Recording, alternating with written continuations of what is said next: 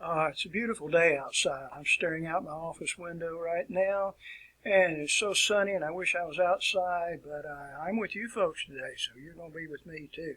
Actually, today's date is the 3rd of August, so you've got about 2.5 weeks, 3 weeks before you actually start these classes here.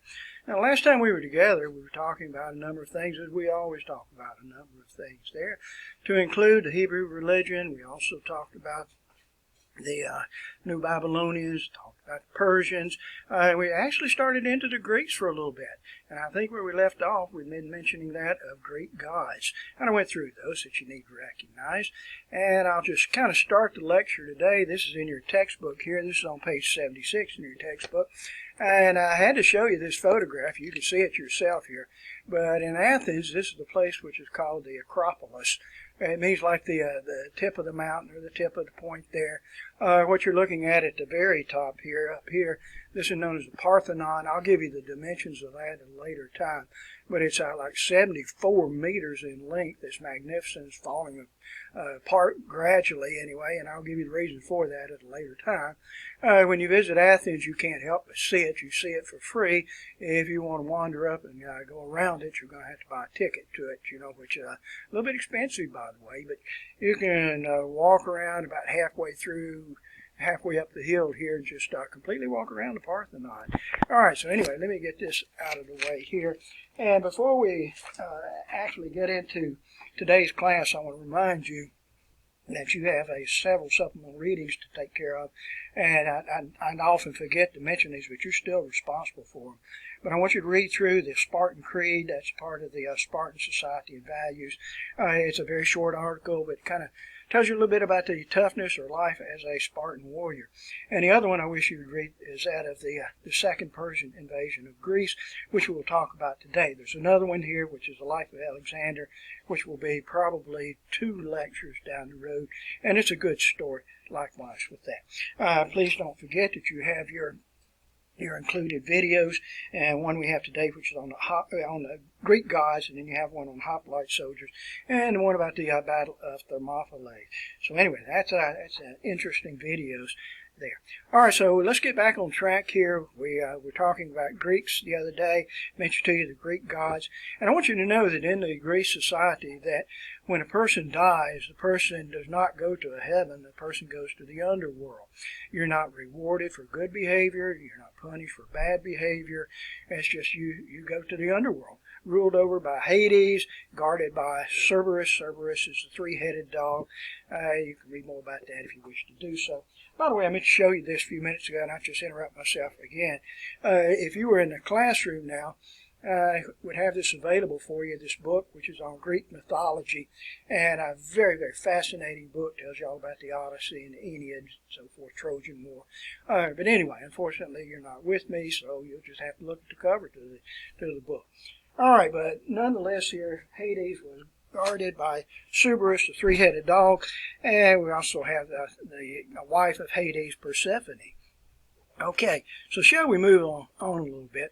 In the Greek culture, Greeks believed life was living for bravery, wisdom, community, family service. And when I tell you that it was for wisdom, I'm not talking necessarily about being smart. Wisdom would include being sneaky or being sly, being able to get away with something. So anyway, that was a part of it too. About the year 800 BCE, the villages began to unite, and they began to form a polis. I don't think I wrote that name down for you, a polis or polis, P-O-L-I-S, which is actually a city-state here. And some of the early states, or city-states that would form, are these 4. I want you to remember this. We have Athens and Sparta, Thebes and Corinth, and those are still principal cities by and large, in Greece today. All right, I'm going to flip my camera here, and I've moved a large map up behind me. I'm going to start using maps more. It was just something that last night crossed my mind and said, I can take these maps that I have in my classroom and move them down into my little office studio that I've had a makeshift studio here. And if we look at where these places are, and you need to get familiar with these. You had over here, this is on the Peloponnesus. Here we have Athens, which is located in the Attica region here. Here's Thebes, which is present up here. Corinth, which is here, and Sparta, which is down here in Laconia. So those are the four principal areas: Sparta and Corinth. We have Athens, and we have Thebes. And we will use or make reference to that on many, many occasions here. All right, now, if we'll continue with our attention here to the map here.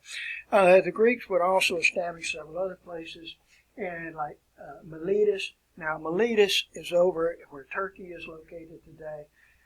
When you travel in these areas through here, and don't scoff at that, because you can travel in those areas without any problem whatsoever.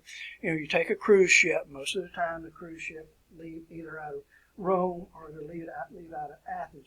Now, if you look at Athens, Athens, of course, is inland, so you don't leave precisely from Athens. You leave from the port city here, which is called Piraeus. We'll come back to that later in the class period. But all of these islands that are present here, all of those islands are the Greek islands. Each one is unique in its own special way here. For the Greeks began to settle at Miletus here, which is on the mainland where Turkey is today. Island here, Samos here, island here, Naxos. And those are the three principal ones around the year 800 to 600 BCE. All righty, now for the Greeks, let's see, I mentioned all that. The Greeks also contributed to Western civilization, the Greek alphabet. All right, so we'll look at it right here, the Greek alphabet. And let me show you what this is. If we were in class now, I would hand out to you good folks the Greek alphabet. And let's see if I can get a little contrast to this so you can see it a little bit. And I'm not being very successful with that. Let's see if I can darken this a little bit. And there we go. We can see it a little bit better here. And I'm not going to require you to know this, but there are 24 characters in the Greek alphabet. We have 26 in ours. It's 24 in the Greek alphabet. And for the very first time, what you're going to see, we're going to see symbols for sounds, and we're going to see symbols for vowels. And we had not seen that before. Now, if you look at this, and I'm reading upside down, now this is the uppercase version, uppercase here, this is the lowercase, and this is the way that it's pronounced here. If you choose to be a part of the Greek system at a major college, you'll find you'll have to learn these. It's a requirement for all people in a fraternity or sorority to learn this. But you can see these symbols here: alpha, beta, gamma, delta, epsilon, zeta, eta. What is that one right here?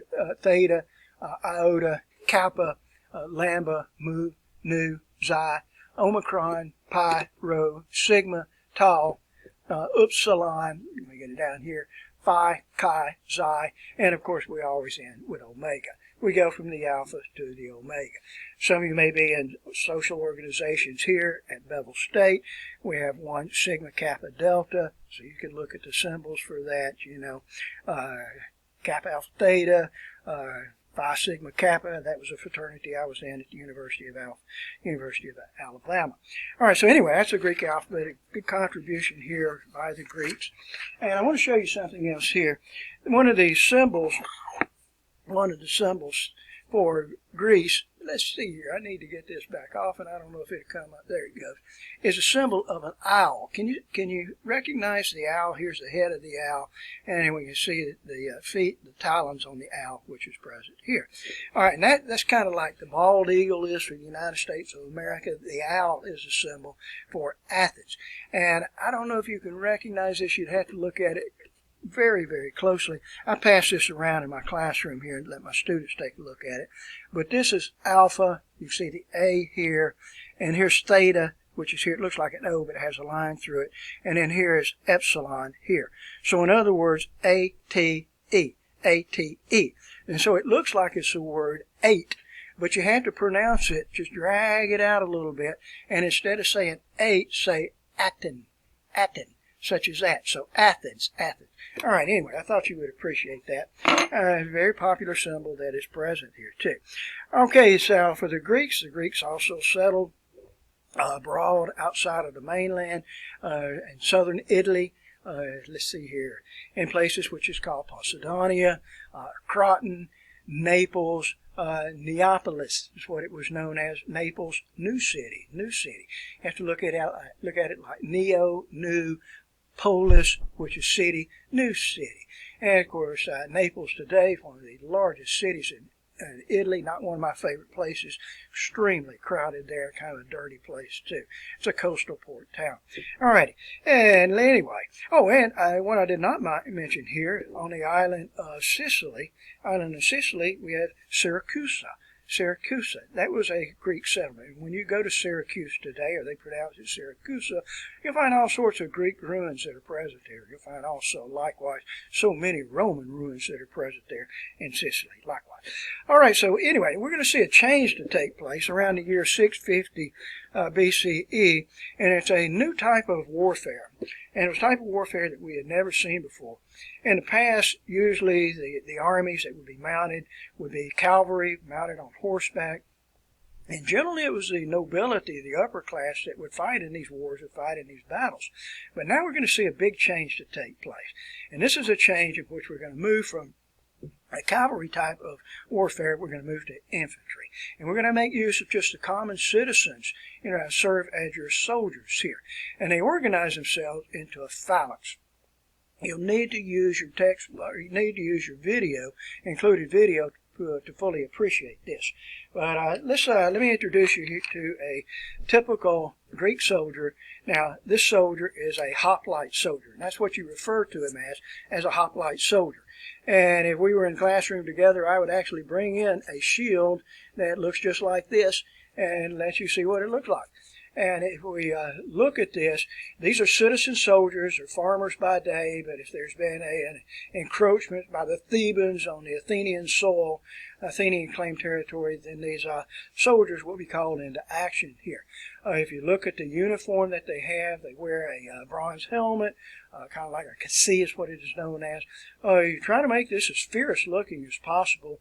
Notice there's a sarissa, which is a spear there. It's approximately 10-12 feet in length.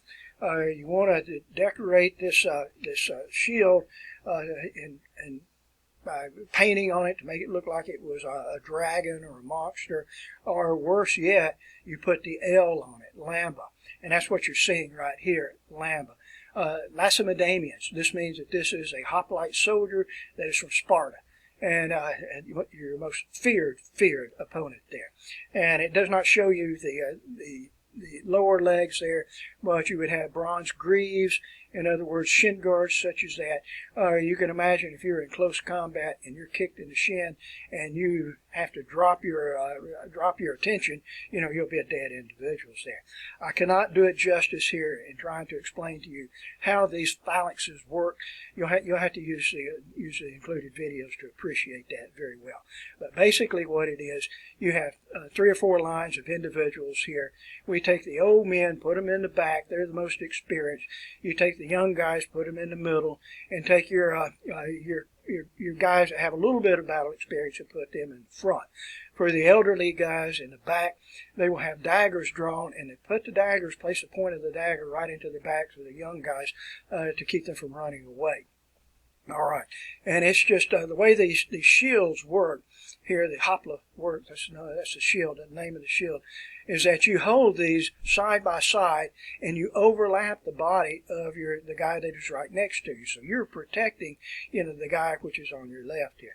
All right, anyway, that's that. Now, the best I can do is showing you what a phalanx looks like, and I got this out of a magazine article, and it's always out for the students to look at. And I've got a glare on it here, and I'm trying to get that glare off. But notice here we have on the opposite side, here we go. And this thumb right here will show you the phalanx as is taking place here going against your opponent. It is a weapon, a formation that is just unbelievable here. So anyway, so let's continue on with that. Now, I want to take a few seconds here and talk to you about some of these societies, particularly the differences between the Spartan society and the society that you're going to find in Athens. For Sparta around the year 735 entered into the area of the Peloponnesus here of Greece, and they subjugated the Messenians here, then they subjugated the Laconians here, and what they would do, they would take all of the people that are in those areas there, and they make them like slave laborers. They make them slave laborers there. They were referred to as helots. that is unfree slave laborers. And for the Spartans only had about 8,000 of the warriors there, and they would just once a year they would just declare war on the Laconians and the Messenians, and just go in and just beat them up really bad, maybe kill 2 or 3 of them, and just reestablish your control over these areas here. And they would do that, like I said, every year. All right, so this was Sparta. And Sparta had a strange type of government here. Now, I want you to compare this to the government that we talk about in a few minutes with Athens. And in fact, in the past, I've often asked as a discussion question, describe the difference, discuss the differences between Spartan government and Athenian government, compare, contrast, and so forth. But you'll find in the Spartan government that it had 2 kings. And these 2 kings would cooperate with each other, but during times of war, one of the kings would lead the army into combat, the other king would stay back and do the administrative responsibilities. Now, for the Spartan government is made up of 3 components. We have a council of elders. A council of elders is also made up of a citizen assembly. Now, in this type of government, if you served in the military, you had a voice in the assembly. This is self-participatory. If you don't want to have a vote, if you don't want to have a part of this, you don't have to. But if you do, then by being in the military, you're part of the assembly itself. So this would consist of about 8,000 different individuals here. For the council of elders, it would consist of about 30, to include the 2 kings. For the council of elders, these are older individuals over the age of 60. You serve for life, which over the age of 60 is beyond the average life expectancy. There was also a panel of magistrates. These were called the ephors, and there were 5 of these. These are like your judges. This is like your Supreme Court. All right. Now, in the Spartan society, you're taught from birth to be tough. You're disciplined from the start for boys and girls. They both exercise. You play war games. You exercise. You teach your body to be tough, to be able to endure hardship. By the age of 12, young boys are taken from their homes. They join into the military, or it would be like in preparation for joining the military. You sleep in the open. You sleep on pallets that you make yourself here. And you're encouraged to steal, but never get caught. If you're caught stealing, you're punished severely, but you're encouraged to steal. This just instills toughness in the individual. By the age of 18, you move into the barracks, and that's where you live with your other soldiers there. By age 21, a wife will be chosen for you. You do not have a choice in that decision making there. You're able to visit with your wife. You visit with her at darkness. You probably would never see the face of your wife here. The purpose of this is to have children, have Spartan children. You can go home at night, but you have to return to the barracks. You eat in the mess hall. You have to eat in the mess hall. You'll have simple types of food such as black bread. You have black soup. Black soup, and here's a recipe for this. It's very, very simple here. In black soup, and this is what was the main staple of the Spartan soldier diet, but the recipe for black soup is pork, blood, and vinegar. Pork, blood, and vinegar. And, of course, that's pretty bland there. And, of course, with the being deprived of all the niceties of life, it always made the Spartan soldier subject to being bribed, because they were always looking for a better way of life with that. But nevertheless, they were a powerful, powerful military force here. All right, now, in Athenian democracy, it was quite a bit different than that. Now, Athenian democracy is based upon Athenian government is based upon democracy. If we translate this, democracy is people power. Democracy is people power. All right, now the roots of Athenian democracy date back to the times of 594 BCE, during the times of Solon. Solon was a Greek merchant. He was known for his wisdom, known for fairness there, and he believed that all free Athenians had a voice. If you were female, if you were a slave, if you were an alien, you did not have a voice in the government. For Solon is considered to be the Athenian George Washington. Now, another individual who was a benevolent tyrant was that of, and you got to work on your pronunciation here, class. And I stress this with my students, and these pronunciations are a little bit challenging, but if you work with it a little bit, you can get rather comfortable with this. Pisistratus, a benevolent tyrant that ruled over Athens from 546 to 527 BCE. Minor importance here was Hippias around the year 510 BCE, who was killed by Spartans in accompaniment with Aristogiton and Aristogiton. All right, now, and I want you to recognize this. This individual is recognized as the father of Athenian democracy. You'll see it on your examination question. All right, he lived around the years 507 BCE. And let's learn how to pronounce the name here. It actually has two pronunciations that are acceptable. Cleisthenes, or you can pronounce it Clisthenes. Clisthenes, the father of Athenian democracy. And I want you to recognize that. All right, now, in the government that we have for the Athenian government, it differed from that of Sparta. For the Athenian government, we don't have a king. There's not a king at all. It's made up of a citizens' assembly, and this may number as many as, say, 40,000 or more than that, an assembly. It's just all those individuals that served in the military and have a voice in the government with that. Now, it's hard to get decisions made by 40,000 individuals. So what the Athenians would do, they would select, every year, they would select a council. Now, this council, which is known as a bull, is made up of about 500 individuals there. And these are the people that actually determine on a day-by-day basis, the rules, regulations for society there, how to govern, carry out government responsibilities with that. Important matters such as war and taxation would be decided upon by an assembly. All this is done by vote. Voting can be done in several ways here. You can have voting to be done by presenting a white stone or a black stone. White stone meaning yes vote, black stone meaning vote, no vote here. You can do it by a hand vote. You can actually do it with something similar to a paper ballot if you wish to do that too. And we also find in the Athenian government the magistrates. Now, unlike that, the Spartans had 5 ephors. We had 9 archons. Now, these 9 archons, these are your magistrates. This is like your Supreme Court. These are your justices. Now, let's say, for example, we find somebody that we don't care for, somebody that's considered to be a threat to society. I want to say one of the Aristophanes, one of the comedians that has been insulting, one of the Greek comedians has been insulting to the government. And so we can take provisions in which we can actually ostracize this individual. I'm flipping through the textbook pages here, and I'm going to show you how we can do this. And this is done by a vote of the assembly in which we can actually vote somebody, we can vote them out of the city and ostracize them for a period of 10 years.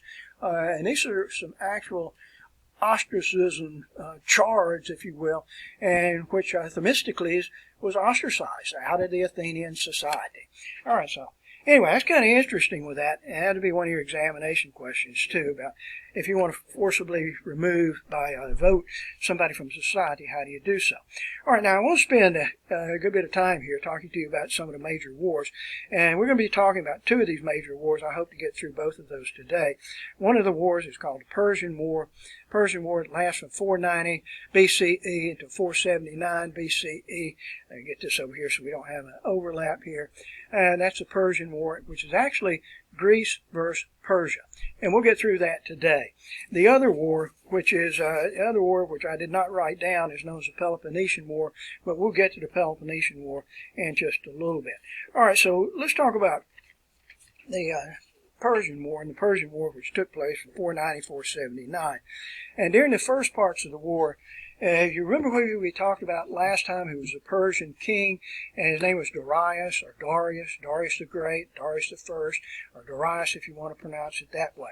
All right, now let me go back to my camera right here, and so I can kind of use the map behind me here. And where we're going to go to, Persia, which Persia is over in this region right here, over in this region. And the Persians, under Darius, led their army and came up into this area up through here. Now, they mounted on boats, and when they left on their boats, they came around to this area right through here, and this is where they came ashore. They came ashore here at a place which is known as Marathon. It's about 24.8 miles, from Athens itself. And so the Persians greatly outnumbered the Athenians that were present there. And what the Athenians did, the Athenian army needed more than anything else, they needed some assistance from the Spartans. So the way the story goes, according to Herodotus, there was a young Athenian warrior who was a very athletic individual, and here's his name right here. You can pronounce this either two ways. Phidippides, my pronunciation, Phidippides, it's something similar to that, but I would just say Phidippides. That's an easier pronunciation. But Phidippides, according to Herodotus, was known for his athletic ability, particularly his ability to undergo long-distance running.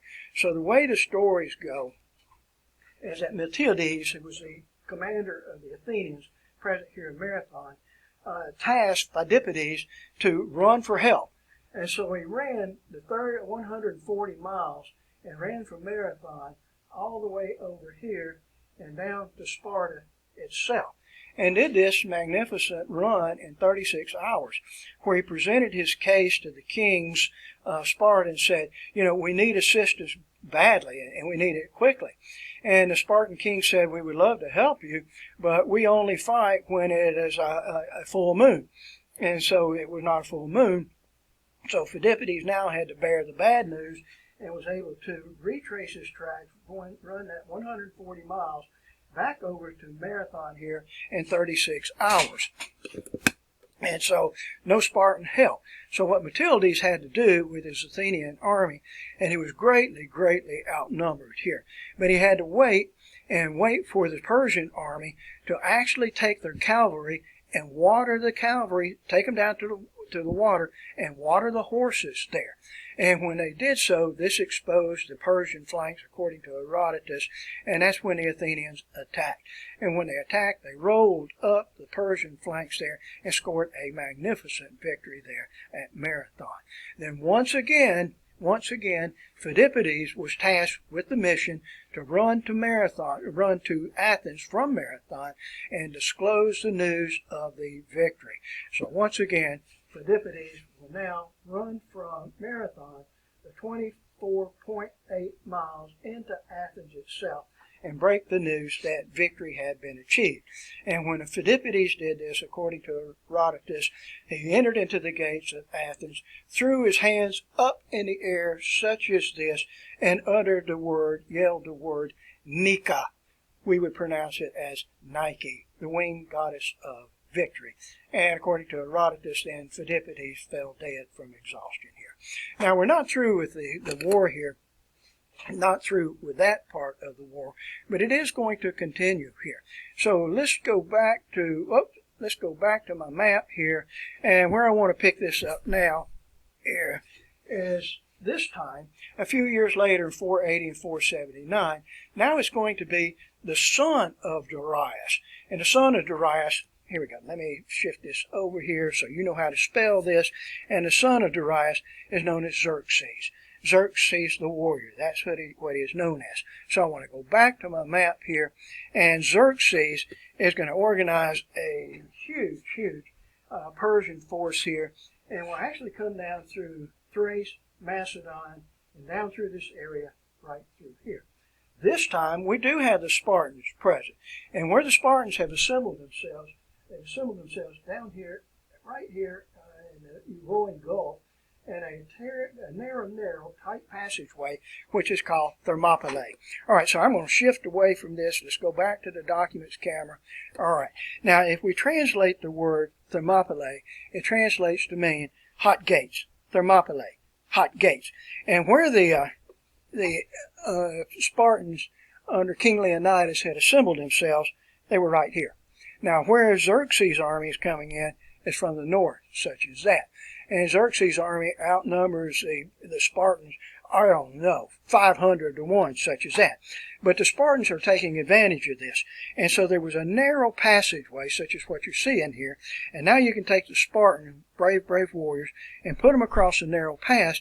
And as the Persians approached in this fashion right here, they're channeled. They're narrowed in this fashion. So this means that you can get an equal number of Spartans and an equal number of Persians together. And matched 1 for 1, they are no match. Or I should say, really, when we get Spartans all working together, they cannot be matched with that. And so wave after wave after wave of Persians were eliminated here by these valiant Spartans under King Leonidas here. Now you'll read in your supplemental reading article here how the Spartans were betrayed.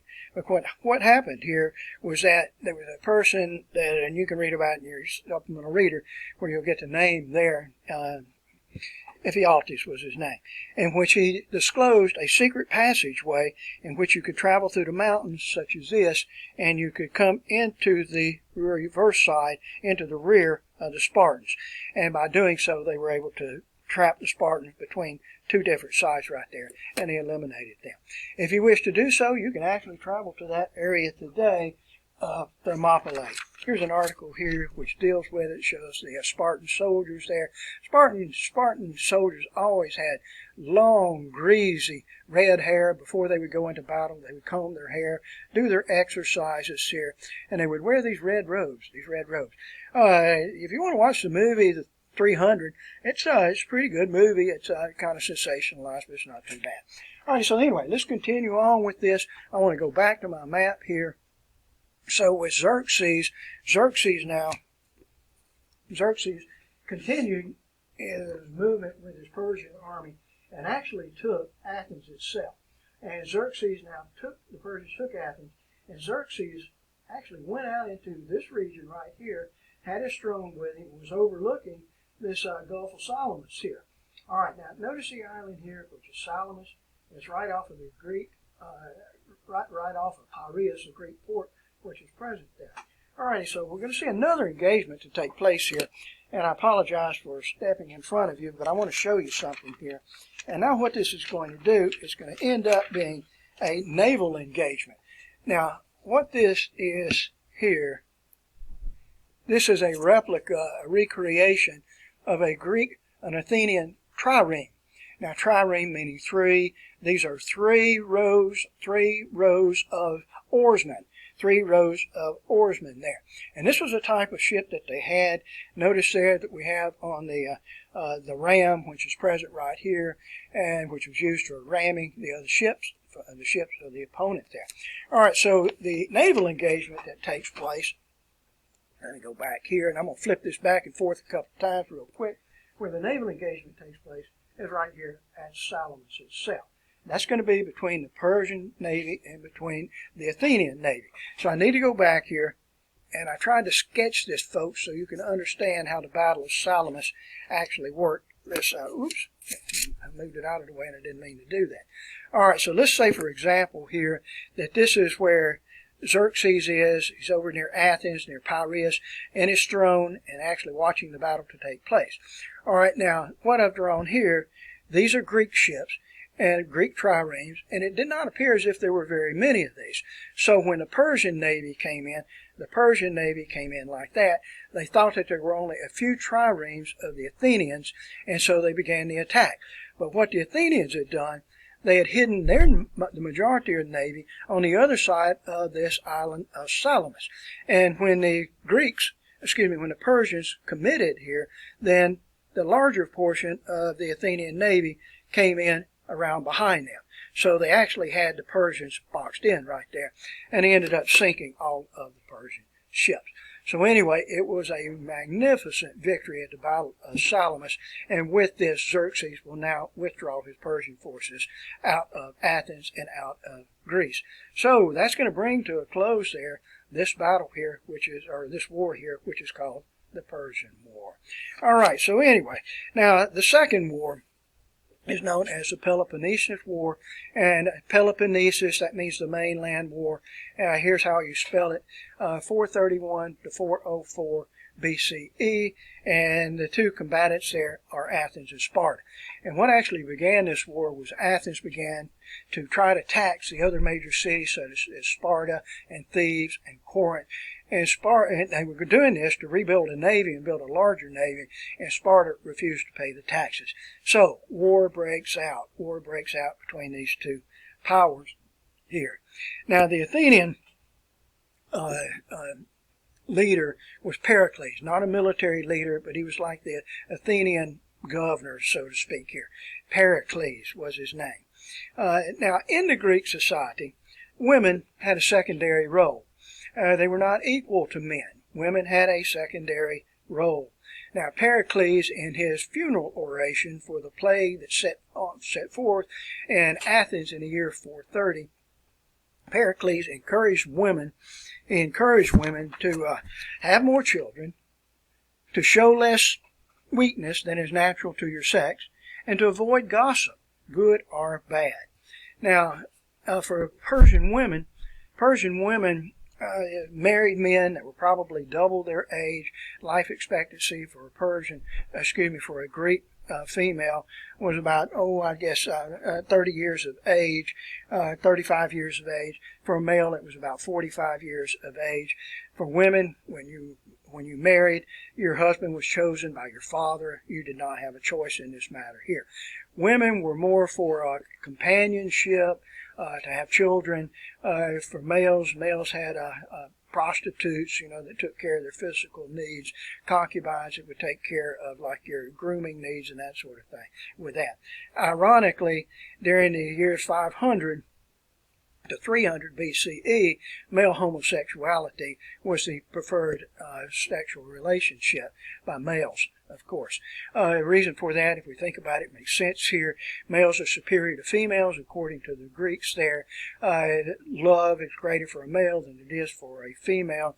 In fact, the philosopher Plato said no greater love can be found than that other than a homosexual relationship.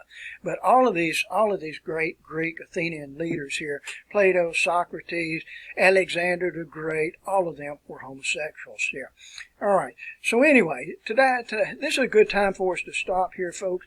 When we come back, I want to go into the Olympics, and then we're going to get into some of the philosophers too, and spend a good portion of the class period talking about philosophy.